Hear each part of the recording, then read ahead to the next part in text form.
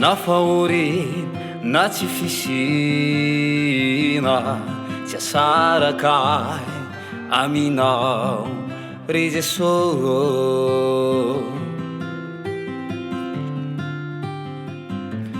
Non, non, non.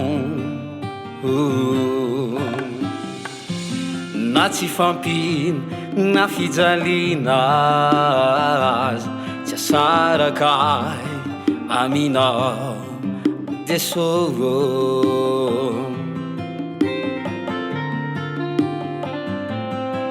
Tsy asarakay nampahoriana zany nofoko ny fanahiko de mbola ifaly aminao foana.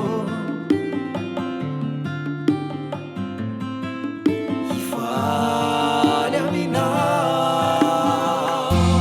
Jesosy ianao irery any no azoko antoka masambatra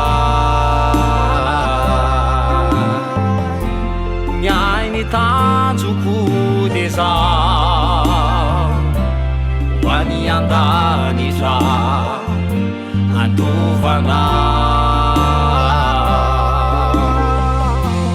Jesosy ianao irery any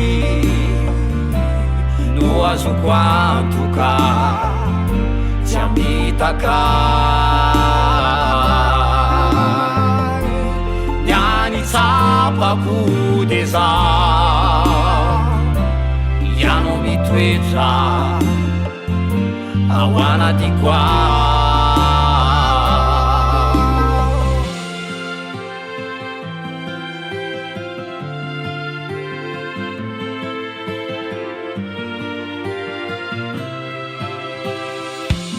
Beniciti, benipagala tsy ahoako izany fa niay ianao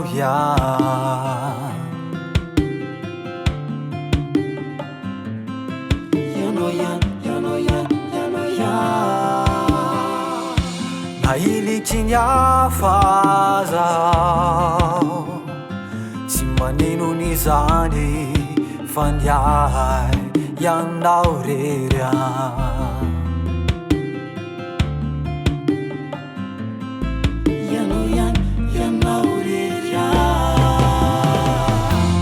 Jesosy ianao irery any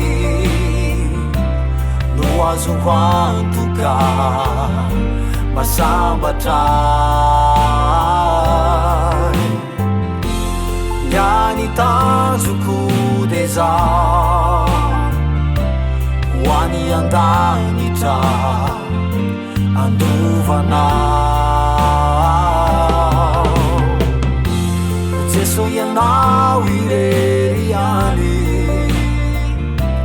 no azoko antoka tsy amitaka niany tsapako de zaho ianao mitoetra ao anatiko ao. Jesosy ianao irery any no azoko antoka masambatra